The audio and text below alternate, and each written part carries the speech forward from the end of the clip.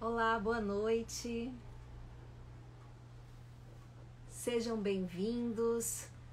Tosto, você é o primeiro a entrar. Seja bem-vindo. Keila, Elzinha, bem-vinda, amiga. Elô Lima Verde, sejam todos bem-vindos. Vamos começar mais uma live do Evangelho. Carlinha, boa noite. Pascoal, boa noite. Kelda, Jaci, Sônia Assunção, boa noite. Primo Nélio Secundino, boa noite. Maridalva, Marcília, Malu, boa noite. Prima Cristina, boa noite também.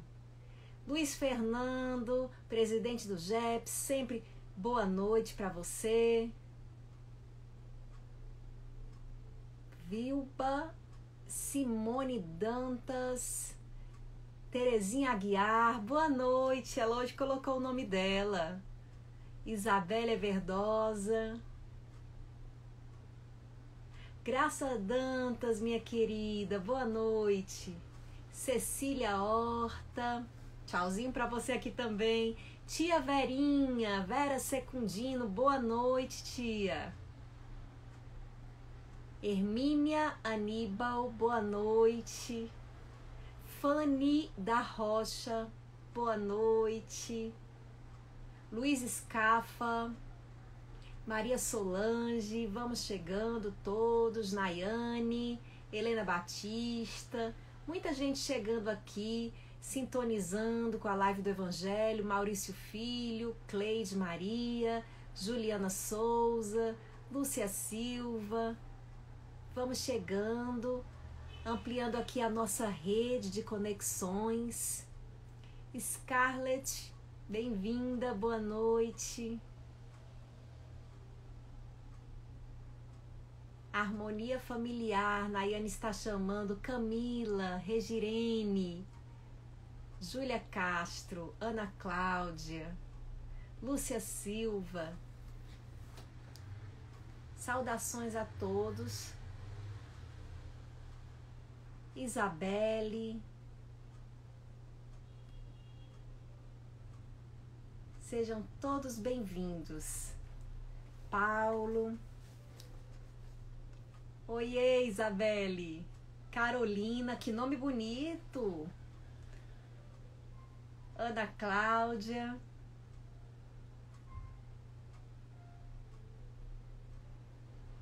de Juazeiro do Norte, Dores Pinheiro.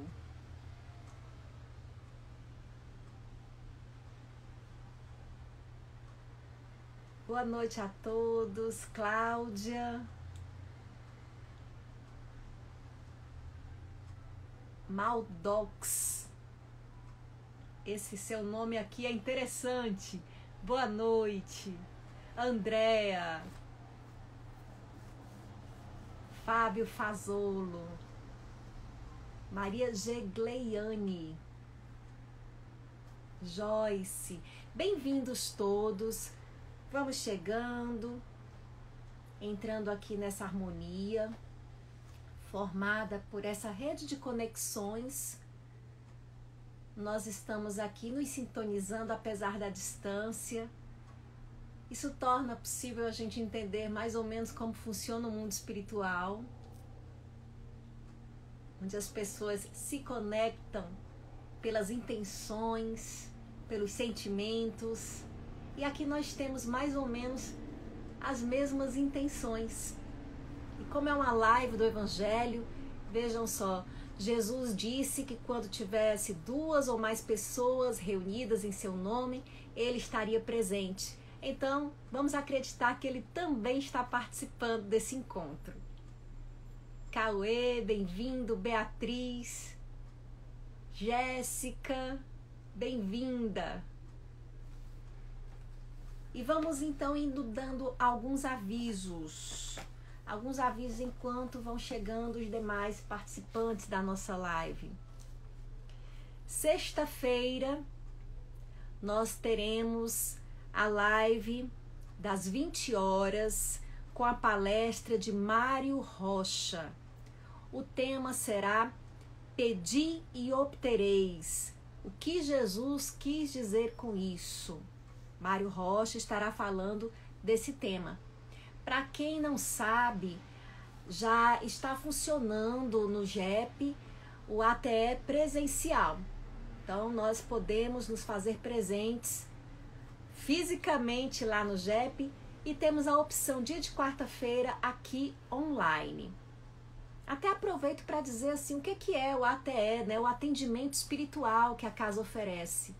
A gente dá esse nome, atendimento espiritual, para o que acontece na nossa casa todas as quartas e quintas. E aqui é uma extensão do ATE que acontece online para quem não pode participar do ATE lá no GEP presencialmente. O ATE é um estudo do Evangelho, seguido de comentário, com a participação das pessoas presentes, e em seguida nós temos o passe, que é uma transmissão de energia. De certa forma é o que está acontecendo aqui também, na nossa live. Mas é claro que presencialmente tem o seu diferencial, né? Tem aquele acréscimo do contato. Embora não possamos ter o contato físico, esteja a casa funcionando dentro das condições impostas pelo momento atual, a gente tem que ir de máscara, tem que limpar as mãos com álcool gel, tudo direitinho, mas é claro que ali a gente está mergulhado nessa energia ambiente da casa. Embora exista essa energia também aqui, presente, nos sintonizando nos nossos lares. Porque a energia divina está em todos os lugares. Jesus está presente em todos esses corações aqui reunidos, nos nossos corações. E a gente avisa também que vai ter uma live especial no domingo, que é o Dia dos Pais. Então, o pessoal do Departamento de Infância e Juventude programou uma live às 9 horas com Luísa, Lorena, Sofia e Patrícia. Vai ser um bate-papo em torno do tema A Família como Alicerce da Doutrina Espírita. Domingo, às 9 horas da manhã. Live da Infância e Juventude, do Departamento de Infância e Juventude do GEP. Lembrando também, gente, que já começaram os grupos de estudo do ESD, Estudo Sistematizado da Doutrina Espírita. A gente está se reunindo aos sábados ou terça-feira por plataforma Meet, né? Geralmente é essa plataforma usada, formando grupos para ir estudando um pouco a doutrina espírita. Além do Evangelho, aqui a gente vê a interpretação espírita do Evangelho. Nos grupos de estudo, dependendo da turma em que você se encontra, nós vamos estudando os temas relativos à doutrina espírita. Deus, reencarnação, mediunidade. Então, se você quer conhecer um pouco mais de doutrina espírita, é um bom ambiente onde a gente pode ter a troca, a interação e tem um facilitador. Fica aqui o convite aberto para todos vocês. Caroline, como é que a gente faz para se inscrever? Vocês deem uma olhada aqui no feed, né, do @gep.oficial, e aí vocês vão ver essas informações expostas aqui no nosso Instagram. Bom, dados esses avisos, vamos iniciar com uma mensagem. Como disse, domingo vai ser o Dia dos Pais e por isso escolhi uma mensagem, não é espírita, mas é uma mensagem muito bonita, relacionada à paternidade, também à maternidade. Mas nós trazemos aqui do livro O Profeta, de Khalil Gibran, a seguinte passagem. E uma mulher que carregava um bebê em seu colo disse: fala-nos sobre as crianças. E ele respondeu: vossos filhos não são vossos filhos. Eles são filhos e filhas da ânsia da vida por si própria. Eles vêm através de vós, mas não de vós. E embora eles estejam convosco, ainda assim eles não vos pertencem. Vós deveis dar-lhes vosso amor, mas não vossas opiniões, pois eles têm seus próprios pensamentos. Vós deveis abrigar seus corpos, mas não suas almas, pois suas almas habitam o lar do amanhã, o qual não podeis visitar, nem mesmo em vossos sonhos. Vós deveis esforçar-vos para serdes como eles, mas não deveis procurar torná-los semelhantes a vós. Pois a vida não volta atrás, nem tampouco pertence no ontem. Vós sois arcos, dos quais vossos filhos são lançados como flechas vivas. O arqueiro avista o alvo além da senda do infinito, e ele vos enverga com sua força, de modo que suas flechas vão rápidas e distantes. Que vosso envergar nas mãos do arqueiro se dê com contentamento, pois assim como ele ama a flecha que voa, igualmente ama o arco que permanece imóvel. De Gibran, lembrando que os nossos filhos não são nossos filhos. Os nossos filhos são espíritos, são filhos de Deus que nos são entregues para que nós possamos orientá-los, para que nós possamos ajudá-los, como irmãos que se anteciparam um pouquinho no retorno à carne, e nem por isso mais velhos, porque os nossos filhos podem ser até mesmo espíritos mais antigos que nós mesmos. Por isso nós devemos respeitar as crianças. As crianças devem ser tratadas com respeito e com dignidade. Nós não somos donos delas e não podemos fazer com elas o que bem queremos. Nós temos que ajudá-las como elas estão para nos ajudar a amadurecer. Porque quando nós nos tornamos pais, nós somos convidados pela vida a amadurecer um pouco mais. Então, parabéns para os pais e que nós possamos fazer das nossas vidas, vidas em que tenhamos dentro de nós uma paternidade, uma maternidade, uma capacidade de guiar outros, sejam eles nossos filhos consanguíneos ou não. Mas comecemos guiando a nós mesmos, nos educando, porque esse é o motivo pelo qual nós estamos no mundo. Muito bem, gente, vamos entrar então no tema do nosso estudo de hoje, do nosso comentário de hoje. Qual é o tema? Hoje a gente vai falar de o óbolo da viúva. O óbolo da viúva está em o Evangelho segundo o Espiritismo. A Cláudia está dizendo aqui que o filho dela de 13 anos é um espírito mais maduro que ela mesma. Acontece, às vezes é assim mesmo. Mas o óbolo da viúva está no capítulo 13 de O Evangelho segundo o Espiritismo, itens 5 e 6. Eu gosto muito dessa passagem. Tem de início um trechinho aqui da Bíblia e em seguida o comentário de Allan Kardec. Então, o que é que diz o trechinho da Bíblia? Esse trechinho que está em Marcos, capítulo 12, versículos 41 a 44, e em Lucas, capítulo 21, versículos 1 a 4, conta que estava Jesus com os apóstolos na frente do templo, vendo as pessoas chegando no templo. E em frente ao templo existia um local onde as pessoas faziam as suas doações, as suas oferendas a Deus. Esse local se chamava gasofilácio. E aí as pessoas estavam depositando grandes somas no gasofilácio. E veio uma mulher e depositou uma única moedinha. Aí os apóstolos ficaram assim com um olhar crítico. Poxa, a mulher depositou apenas uma moedinha no gasofilácio. Jesus então comentou: de todas as pessoas que doaram nesse templo, a mulher que acabou de entrar foi a que deu a maior soma. Como assim? Aí Jesus contou que ela era uma viúva e que ela não tinha muitos pertences, ela era uma pessoa pobre. E o que ela estava doando ali faria falta na casa dela. Enquanto que os outros estavam doando, era o que lhes sobrava em casa.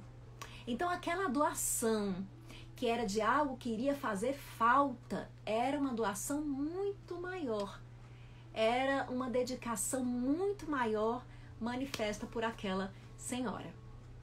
Essa a grande lição de Jesus. Jesus de tudo tirava uma oportunidade para ensinar algo, para orientar. E aí, numa simples situação do dia a dia, ele aproveitou para dar um ensinamento. Qual é a nossa verdadeira doação? E aí Kardec vai comentando em seguida aqui no Evangelho. Eu acho interessante o comentário dele. É bom que vocês mesmos façam a leitura. No post, na publicação anterior a essa em que vai ficar aqui a minha live gravada, tem um trechinho do Evangelho copiado. E aí a gente vê o seguinte, Kardec vai comentando. E ele fala das pessoas que dissimulam aos próprios olhos, mas que na verdade estão fazendo aquela caridade, estão fazendo aquela doação, esperando alguma coisa em troca, esperando ser vistas, esperando, digamos, comprar a Deus. Né? Essas pessoas realmente não estão fazendo uma genuína caridade. E eu acho interessante aqui porque Kardec faz um convite. Ele diz assim, que a gente deveria olhar para a gente mesmo e observar qual a nossa verdadeira intenção quando a gente faz uma caridade, quando nós nos doamos em algum trabalho ou doamos alguma quantia, alguma soma a alguém. E aí ele deixa essa reflexão que eu acho assim importantíssima para a gente entender o que verdadeiramente está nos motivando a fazer a caridade. Porque a caridade verdadeira é uma entrega, é uma doação espiritual. É uma doação que vem de dentro, né? Que sacrifica às vezes, mas que a gente sente que tem que fazer. Às vezes, a menor doação material é a maior doação espiritual, como no caso da viúva mencionada por Jesus. Então, Kardec chama atenção para que a gente se observe com isso, né, nessas nossas atitudes. Mas para que a gente vai ficar se observando? Né? A gente, às vezes, tem medo, eu percebo muito isso entre os meus colegas espíritas, eu observo sobretudo entre os espíritas, porque como sou espírita, é onde mais eu converso a respeito desses temas, é com os amigos espíritas. Então, o que eu percebo? Uma preocupação muito grande em não ser egoísta, em não ser orgulhoso, em não ser uma pessoa mesquinha. Mas eu percebo que muitas vezes essa preocupação é como aquela preocupação de quem não quer fazer feio, quem não quer passar vergonha, sabe? Quando você vai para uma festa, como é que eu devo me sentar, como é que eu devo me comportar? Mas aquilo não é espontâneo, aquilo não é natural. Então a caridade verdadeira, ela não é uma regra de comportamento, né? É algo que deve vir espontâneo. Então a gente vai acabar descobrindo, nossa, Caroline, mas eu acho que é difícil a gente fazer alguma coisa sem estar esperando algo em troca, sem esperar um reconhecimento, sem ter ali um percentual de barganha. Pois é, a gente deve observar isso, o que tem por trás, qual a minha verdadeira intenção no gesto. Não para eu não fazer o gesto quando percebo que tem uma intenção minha, digamos, de barganha com Deus, né, de troca. Não para não fazer isso. Eu posso fazer e eu posso ter essas intenções também porque eu sou humana. Mas eu devo observar nos pratos da balança se tem também a outra intenção. A intenção genuína de ajudar o próximo. E aí eu vou ver o quanto isso é a título de autoconhecimento. Não é para que a gente não dê ao próximo, não ajude o próximo se a gente não estiver ajudando como um espírito de luz. A gente vai ajudar como a gente pode. Mas a título de autoconhecimento, a gente faz o quê? A gente se questiona. O que será que realmente está motivando essa minha doação? E a gente não precisa ter medo de descobrir o nosso egoísmo, o nosso interesse pessoal por trás da caridade. A gente só precisa saber que quando a gente faz essa caridade, que tem um interesse pessoal por trás, né, ainda não é aquela caridade que a gente gostaria de se gabar. Muito mais por vaidade, muito mais para seguir as regrinhas do que realmente por uma conquista espiritual. mas nós estamos caminhando para isso. Então não é logo que a gente vai conseguir fazer assim. A gente deve ter essa atenção. Para quê? Para a gente não se enganar, não ficar no auto-engano, achando que merece muito mais do que merece, que é muito mais do que é. Nossa, eu vivo doando tudo para todo mundo e se sentindo um espírito de luz. E aí você vai ter o quê? Vai ter um sentimento de injustiça quando surgirem as contrariedades, quando tiver dificuldades na vida. Por quê? Porque você faz essa caridade esperando receber de Deus alguma coisa em troca. Então aí quando você não recebe, você fica revoltado. Nossa, eu sou uma pessoa tão boa, eu dou para todo mundo, ninguém me ajuda. Você fica nessa frase, né? Nessa fixação. Por quê? Porque a tua caridade ainda não é aquela conquista espiritual, realmente. É uma tentativa de negociação agora com outros valores que não são os valores monetários. Mas você ainda está usando o bem como um valor de troca, né? Não é o bem porque ele faz bem. E aí Kardec diz, né? Com a verdadeira caridade, o homem pensa nos outros antes de pensar em si. Né? Como é que eu vou identificar a verdadeira caridade? Aí ele diz, a verdadeira caridade nos leva a pensar nos outros antes de pensar na gente mesmo. Perigosa afirmação. Não é errada, mas é perigosa. Por que eu digo que ela é perigosa? Porque assim, você pode ficar pensando, né, que a verdadeira caridade implica no abandono de si mesmo, implica numa autodepreciação, implica em não ter cuidado consigo e não ter amor por si mesmo. Não é isso, né? Aí é que mora o perigo dessa afirmação. Pensar no, eu sou uma pessoa... Aí há quem... Um monte de gente se sente santo, porque diz assim, eu sou uma pessoa que eu penso sempre nos outros antes de mim. E aí acha que já se santificou, né? Porque tá sempre, eu sou tão bobo, eu faço tudo por todo mundo e as pessoas vivem aprontando comigo. Então, quando você estiver nessa lamentação, você para um pouquinho e se questiona, mas por que será que você reencarnou, né? Por que você tá aqui? Será que essa criatura tão iluminada? Então a gente tem que, vamos duvidar um pouquinho das nossas boas intenções. Volta à questão que Kardec advertiu. Vamos olhar o que tem por trás dessa nossa bondade tão alegada, que nos chama tanto atenção, que a gente espera tanto que seja reconhecida. Porque, gente, o que quer dizer essa frase é que o princípio a verdadeira caridade, ela nasce de um reconhecimento do sagrado que existe no outro, da nossa conexão com o outro e da conexão do outro com tudo que existe. Então, quando você vê o outro, né, você percebe o outro como uma extensão de si mesmo. Sabe aquela ideia do holismo? Somos todos um. Você tem essa visão holística. O que quer dizer somos todos um? É porque é todo mundo do mesmo partido, todo mundo pensa igual? Não é essa a ideia. Somos todos um é que nós somos seres mergulhados uns nos outros. Não é, cara, eu não estou mergulhado em ninguém, não. Você está mergulhado em energia. Então, de você, do seu centro, né, expande-se uma energia. Você não vê, mas se tiver um médio vidente, por exemplo, ele vê. Essa energia expande-se. No seu vizinho, o mesmo fenômeno acontece. Tudo que você pensa está se expressando energeticamente em torno do seu corpo e forma cores que as pessoas chamam de aura, né? Aquela energia que está emanando de você. Então é como se nós fôssemos, Jesus diz, né? Vós sois a luz do mundo. É como se nós fôssemos chamas de vela. Então o pavio é o nosso corpo e essa chama vai se expandindo.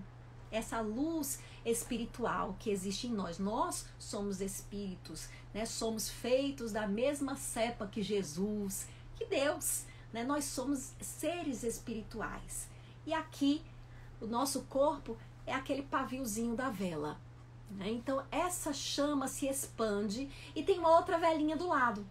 E a outra velinha também expande uma chama.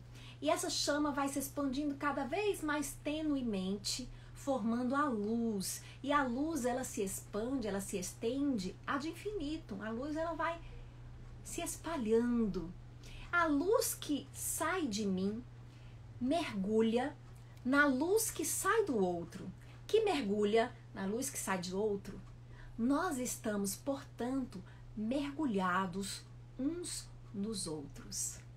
Então, o outro, o que acontece ao outro, não duvide, mexe comigo.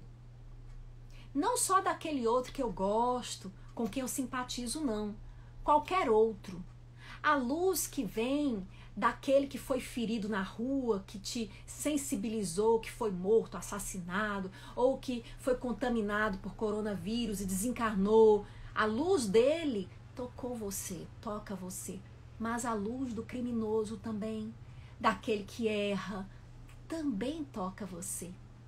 Então, quando o outro está bem, você sabe que o mundo inteiro é beneficiado. E você também. E quando você está bem, você sabe que está contribuindo com o mundo todo, que o mundo todo é beneficiado. Então você tem esse dever para com o mundo e você espera que o mundo possa ficar bem. Então você se sente na obrigação de ajudar o outro, porque o outro é uma extensão sua, uma criação de Deus. E o mundo, ninguém pode estar feliz no mundo se não há felicidade nos outros também. Então existe uma empatia maior, uma sensibilidade com reconhecimento de que nós estamos todos mergulhados uns nos outros.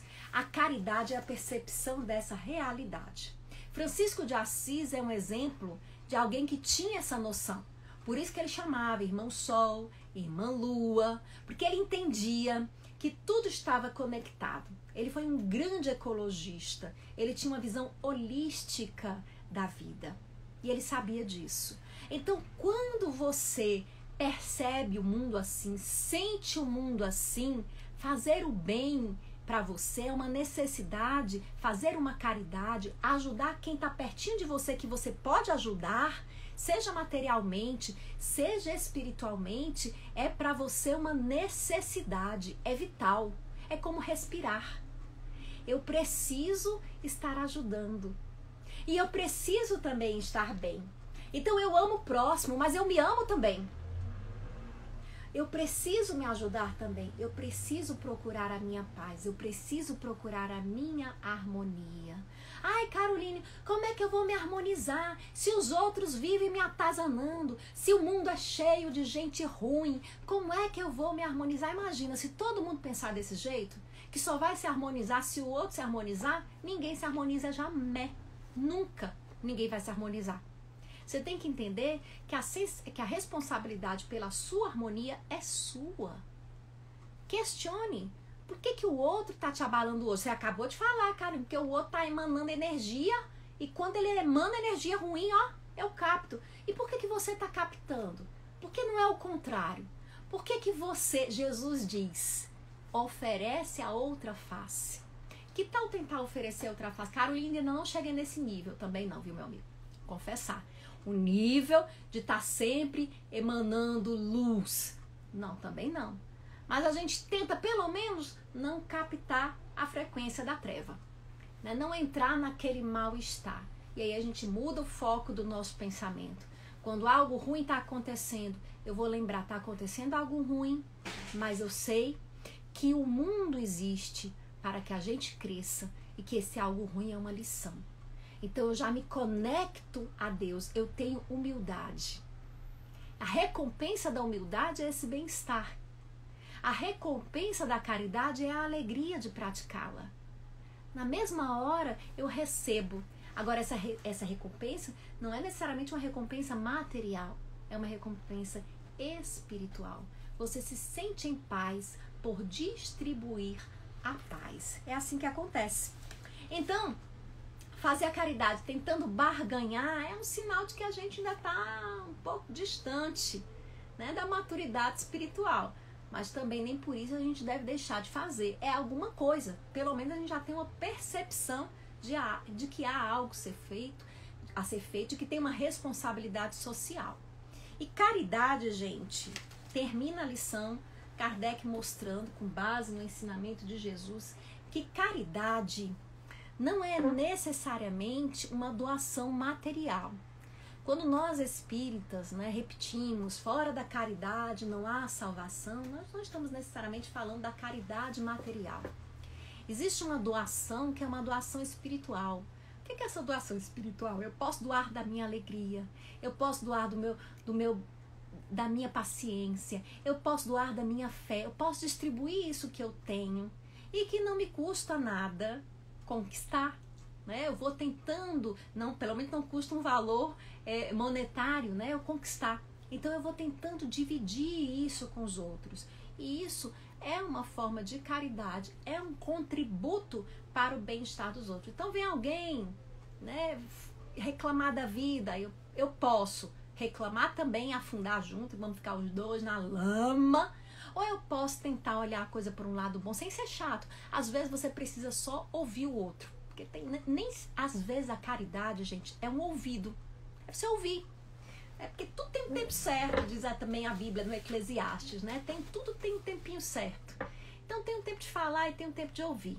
Quando a pessoa vem com raiva se abrir com a gente, não é a hora da gente ir pregar ou dizer, olha, o que você... Não tem raiva não, porque ela recebe isso como uma reprovação do sentimento que ela está tendo. Ela está se abrindo genuinamente com você.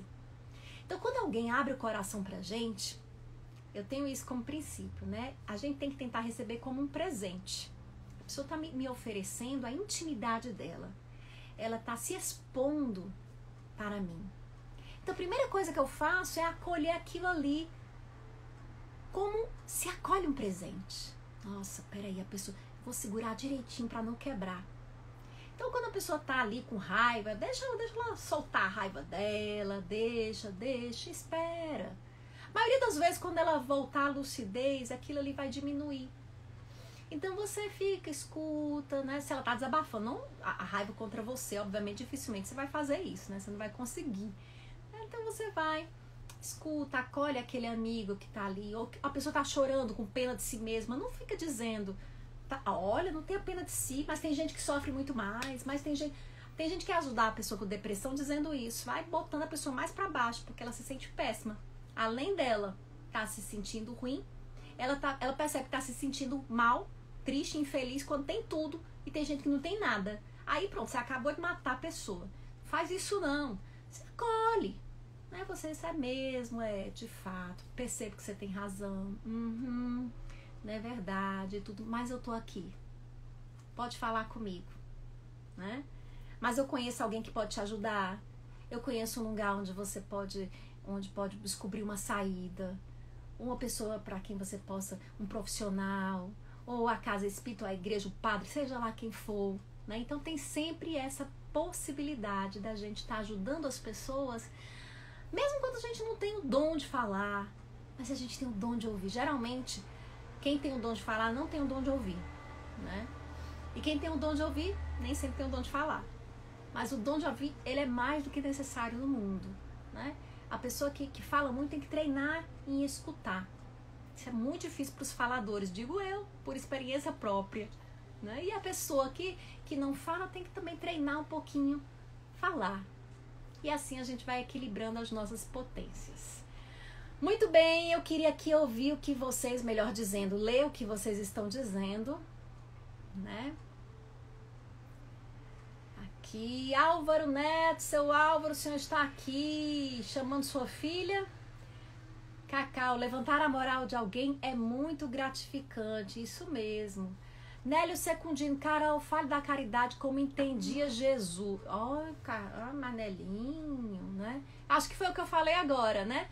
Quer dizer, como Jesus entendia mesmo, a gente tem que conversar com ele, né? Nós supomos, pela vida de Jesus, pela maneira de Jesus, por todos os ensinamentos, que essa caridade incluía essa caridade espiritual, essa doação do espírito, essa dedicação. Aliás, a vida de Jesus é uma prova viva disso, né? Ele veio se dedicar aqui a gente, ele já era um espírito de luz, ele não precisava passar pelo que passou. Então ele fez tudo isso para nos dar o exemplo, né? Agora eu me lembro que uma vez uma amiga evangélica perguntou, mas vocês espíritas não são cristãos? Eu disse, não somos, eu sempre acreditei que eu fosse. Ela disse, não são.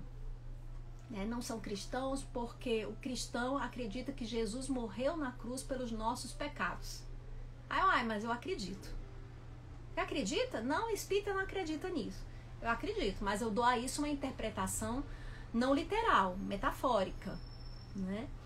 Porque assim, alguns cristãos, que eu sei que nós somos cristãos, né? Alguns cristãos acreditam que quando Jesus morre na cruz, ele é como, a ideia dos judeus, né? Ele é como o cordeiro, por isso que se diz cordeiro de Deus. Os judeus tinham por prática sacrificar um cordeiro para Deus. Essa é uma prática da antiguidade, né? Os pagãos, eles sacrificavam às vezes até pessoas, né? Mais remotamente a gente encontra isso na história.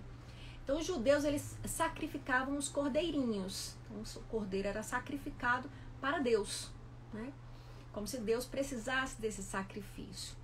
Então, a leitura que é feita de que Jesus morreu para limpar os nossos pecados, ela é uma releitura, né, do modo judeu antigo, que não é necessariamente judeu atual, né, o modo judeu antigo de sacrificar os cordeiros a Deus. Então, quando aquele cordeiro morria, você encontra isso nas orientações de Moisés, lá no Antigo Testamento, quando aquele cordeiro morria, ele levava com a morte dele o pecado dos presentes, daquele que estava oferecendo o cordeiro em sacrifício. Então, esse que deu o cordeiro, ele era limpo do pecado. Entendem? Algo semelhante ao que acontece, né, quando existe o sacramento da comunhão, né? Então, é também uma interpretação semelhante em que não tem um sacrifício de um ser vivo. Ali o sacrifício é através de uma atitude. Então a pessoa confessa um pecado ao padre e o padre dá a ela uma penitência, que é um sacrifício. Mas aí já não é mais um sacrifício de um animal. Ela é um gesto, um ato, algo que ela tem que fazer, que seja difícil, que vai zerar o pecado dela, né? Vai dar a absolvição. Então a crença básica é de que quando Jesus morreu na cruz, ele ali zerou o pecado de toda a humanidade, de todas as pessoas. Então isso a gente não entende ao pé da letra, né? Para mim isso é uma metáfora, né? Não é bem como, né? Não seria justo, né? As pessoas, alguém morre para que os outros fiquem limpos. Metaforicamente isso é possível, porque quando Jesus faz esse ato, quando Jesus se entrega a sacrifício por amor à humanidade, ele nos deixa um grande legado que é o seu exemplo, a sua experiência. E isso permite que ele retorne, que ele reapareça no seu corpo espiritual, no fenômeno da ressurreição, confirmando, né, reafirmando a convicção numa vida após a morte. Então Jesus, ele se dá em sacrifício para que nós, vendo o exemplo e seguindo o seu exemplo, possamos nos libertar da nossa condição de espíritos ainda muito atrasados, possamos crescer um pouco mais. Então seria uma maneira de nos, entre aspas, limpar dos nossos pecados, né? Porque nós, com o exemplo, aprendemos o caminho certo. Aí é uma leitura bem mais pedagógica, muito mais educativa da atitude de Jesus. O que você diria se um professor pegasse a prova do seu filho, né, porque ele ama muito seu filho, aí esse professor, a criança vai fazendo a prova e ela diz, não estou sabendo fazer. Aí ele pega a prova, responde todinha, bota 10, aí ó, você tirou 10. A criança continua sem saber. Então assim seria Jesus com a humanidade se com a sua crucificação ele tivesse zerado o pecado da humanidade. Mas não, ele faz o quê? Como um bom professor, ele diz, olha, é assim que a gente chega ao resultado. Não é que a gente tenha que ser crucificado. Isso também é uma metáfora.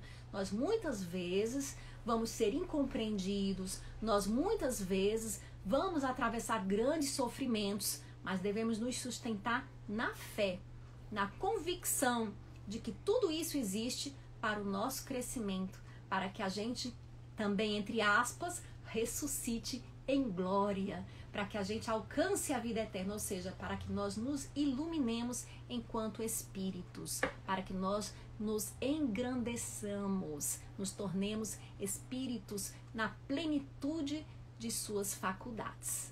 É interessante essa interpretação? Então a gente interpreta dessa maneira. Nós acreditamos sim que Jesus morreu na cruz pelos nossos pecados. Só damos uma leitura mais metafórica dessa afirmação.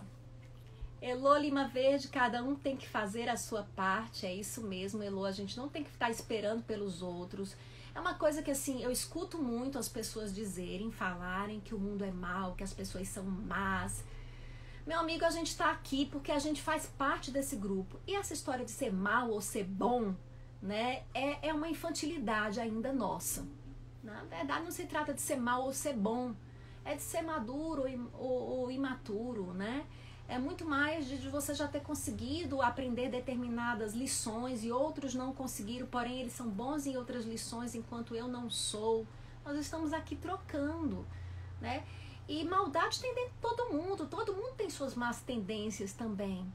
Eu tenho, você tem, nós temos as nossas más tendências.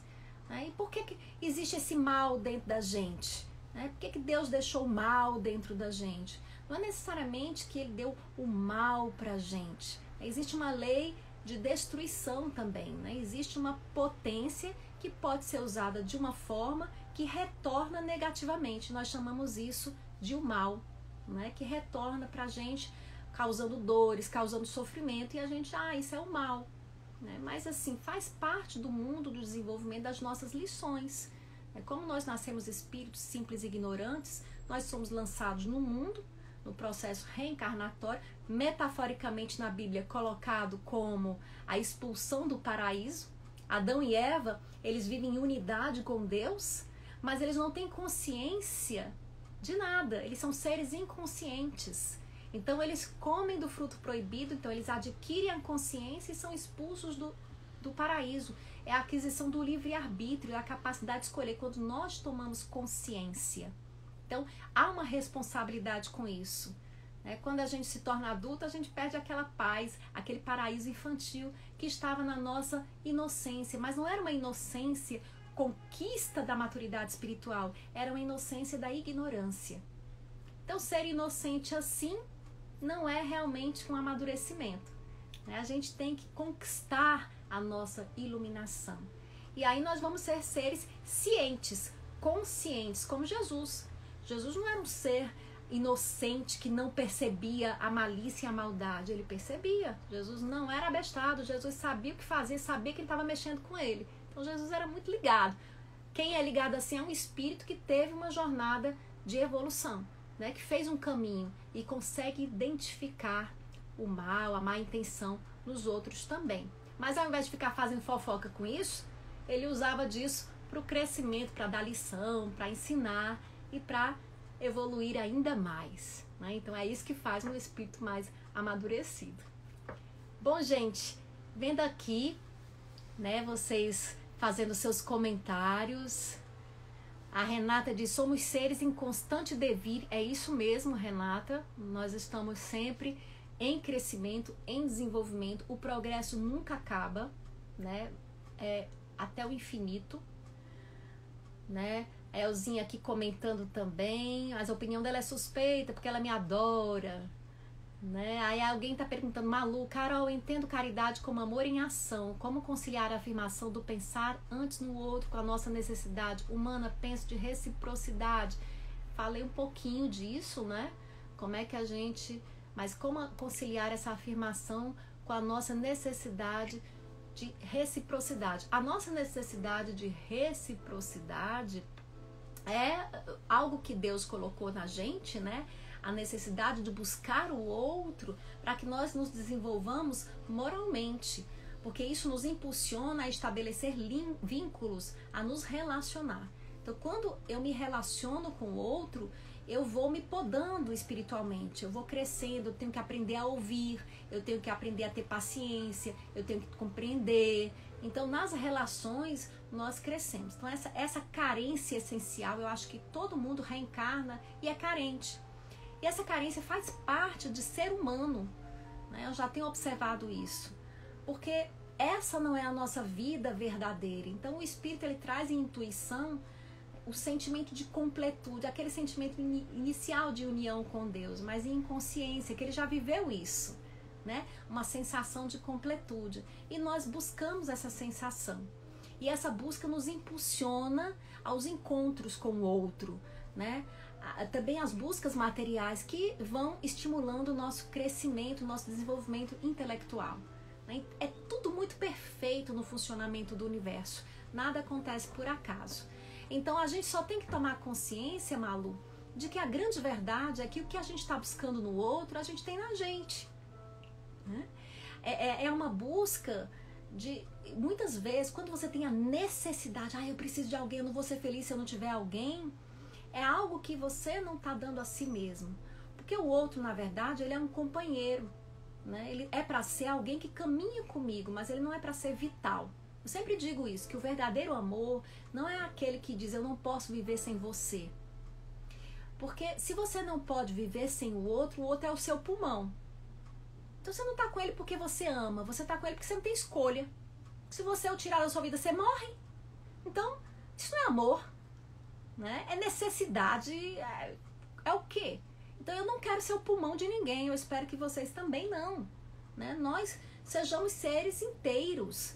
Olha que, para mim, a maior demonstração de amor é eu poderia ser feliz com você, mas eu também posso ser feliz sem você. Eu escolho estar com você.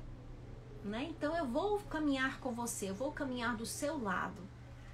Mas não vou caminhar nos seus braços. Nem você tampouco vai caminhar nos meus. Nós somos seres inteiros. E se a gente tiver essa consciência, as nossas relações são mais leves, são mais fluidas, são menos sufocantes e mais felizes. Difícil, né? É bem difícil ainda, porque nós ainda não chegamos nesse ponto de desenvolvimento. Mas nós estamos aqui para aprender, para ir tentando. Então vamos nos desenvolvendo nas relações. Muito bem. Tendo aqui ainda alguns comentários. Camila, obrigada. Nunca tinha entendido, quer dizer, do comer da maçã proibida. Pois é, não é nem uma maçã, né? A gente bota nas imagens, Lady Mar, a maçã, mas assim, na Bíblia está apenas o fruto proibido. E o fruto proibido é da árvore do conhecimento do bem e do mal. Olha que coisa metafórica, mais metafórico impossível, né? A árvore do conhecimento do bem e do mal. Que árvore é essa? É uma macieira? Claro que não. O proibido era o sexo? Não. É porque quando Adão e Eva comem do fruto, eles passam a ter consciência de que estão nus. E aí eles cobrem suas vergonhas. Tá assim na Bíblia. E Deus, vendo que eles estão cobrindo as suas vergonhas, ele entende, eles já estão com malícia. Se eles estão com malícia é porque eles comeram do fruto da árvore do conhecimento do bem e do mal. Né? Tudo é muito metafórico na Bíblia, nesses ensinamentos, nesses livros, né? Esses livros das grandes tradições espirituais. A Graça Dantas diz, o Espírito é uno, e é completo. O Espírito, ele nasce completo, não nasce faltando nenhum pedaço no Espírito, apenas ele não tem consciência. E o viver, o devir, como foi colocado aqui, né? Esse viver é um viver de colocar para fora a consciência, né? De tomar consciência do que está inconsciente na gente. Então, Jung chamou esse processo, Jung, o criador da psicologia analítica, de individuação, de separar-se do todo, né? De individuar-se, de sair daquele, de tirar o que está mergulhado na inconsciência e trazer para a consciência, né? E a gente pode chamar de iluminação, trazer a luz, tirar da sombra e trazer a luz. Por isso que se diz iluminação. Não tem a ver com ser claro, né, no sentido de branco ou preto, nada disso, né? De trazer a luz para que seja visto, porque no escuro não é visto. É mais ou menos isso. O Álvaro está aqui falando. Obrigada, seu Álvaro. Obrigada, gente. Vamos então agora fazer um momento de paradinha. Lá no JEP, a gente finaliza, né, a leitura do Evangelho, o comentário, com o passe. As pessoas vão encaminhadas para o passe. O que é o passe? O passe é uma doação de energia, né? Alguém coloca a mão sobre sua cabeça. Não, essa pessoa que coloca a mão sobre sua cabeça não é um ser mais iluminado, né? Tô vendo aqui que o Fábio está dizendo, só em julgarmos alguém já demonstra a nossa inferioridade. Demonstra, né, Fábio, a nossa... até o termo inferioridade, às vezes eu tomo cuidado porque ele acaba nos lançando no sentimento de baixa autoestima. Né? Mostra a nossa imaturidade. Vamos tentar fazer isso para que a gente seja humilde sem ser pessoas autodepreciativas. Né? Vamos tentar fazer assim. Mas realmente você tem razão. Só o fato da gente estar julgando mostra a nossa insegurança, o quanto que nós ainda somos bobinhos. Gente, vamos então, nesse momento, não vai ter alguém colocando a mão sobre a nossa cabeça, mas essa mão é só um instrumento, na verdade, né? Não é aquela pessoa que está te dando passe. A ideia que nós temos no Espiritismo é que são os espíritos que estão dando passe, eles usam dos fluidos do médium passista para poder atingir mais fortemente o nosso corpo físico. Ora, nesse momento você está em casa, não tem alguém com a mão sobre a sua cabeça, mas os espíritos, eles pegam esses fluidos no ambiente, né? Nas pessoas encarnadas que estejam em prece, e vão usando também para operar em nós, né? Para agir sobre nós, fazendo uma reenergização dos nossos corpos, dos nossos espíritos. Então vamos sentir esse passe vindo da espiritualidade maior sobre nós. Se você quiser, feche os seus olhos e por alguns instantes visualize com o seu terceiro olho, na sua imaginação, uma chuva de luz penetrando o seu corpo, cada célula, caindo, imagine do céu sobre você. Experimente essa luz entrando no seu corpo, preenchendo cada célula, entrando na sua corrente sanguínea, espalhando-se por todos os órgãos e lhe iluminando por completo. Visualize a fonte dessa luz. Veja um ser de luz a derramá-la sobre você.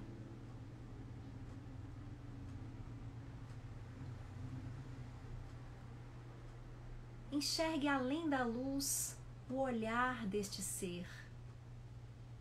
Sinta o seu olhar generoso. E escute.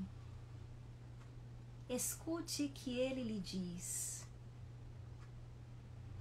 você é luz. Você é filho de Deus. Você está sendo cuidado. Você não está sozinho.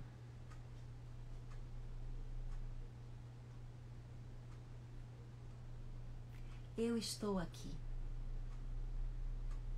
Eu sempre estou. Sinta isso. Acolha esse abraço que lhe é dado. Esse abraço de luz que conforta o seu coração. Renove-se nessa luz. Perceba essa luz se espalhando por toda a sua casa, fazendo uma verdadeira limpeza. Em cada cantinho, tudo brilha na sua casa. Na dimensão espiritual, a sua casa está reluzente. Aqueles que estão nela estão sendo beneficiados por essa mesma luz. Os seus vizinhos estão sendo beneficiados por essa mesma luz. Sinta isso. Sinta essa paz.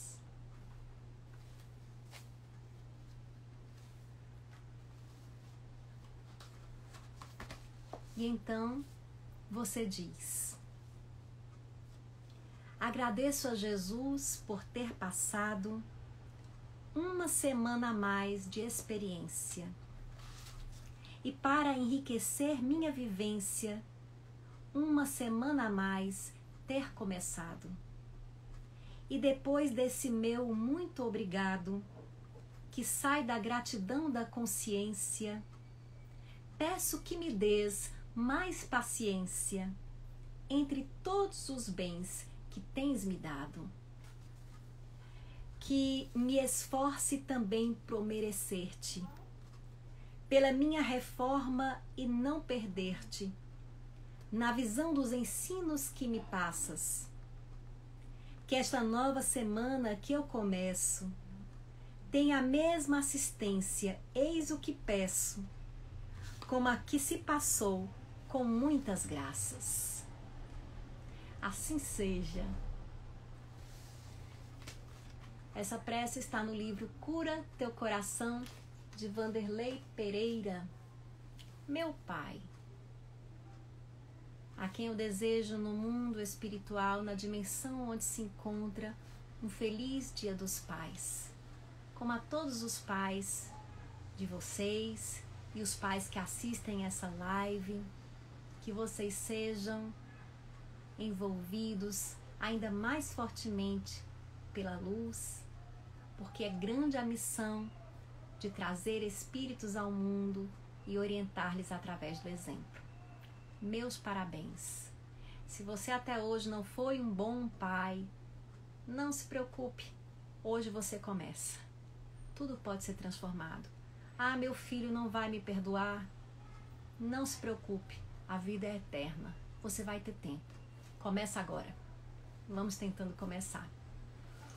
Gente, muito obrigada a vocês. Estamos terminando aqui a nossa live. Juliana, Fanny, Kátia, Jaci Ferrari, Cláudia, Cacau Almeida, Malu, Isabelle, Jean Ribeiro, Cecília, Shirlene, Luiz Escafa, Leide Mar, muito obrigada, Maldox, Wanda Facó, Fábio Fazolo, Marcília, Sônia Assunção, Neuma de Castro, Jerusa, Rosângela, Pascoal Saboia, para cada um de vocês, o meu muito obrigado, muita obrigada, muita gratidão por partilhar desse momento maravilhoso, né? Lá no JEP a gente vai ter amanhã também o ATE, não aqui. Beijos, Isabelle, Verônica Rodrigues, muito obrigada por vir, fiquemos em paz. Júlia Castro, Joelma, Lucas Felipe, gratidão aqui, Kojak, Leidmar. Então, gente, fiquem com Deus. Semana que vem, quarta-feira, nós estaremos de volta com mais uma live do Evangelho. Elas estão prosseguindo aqui por tempo indeterminado, né? Que nós continuamos nos conectando de nossas casas.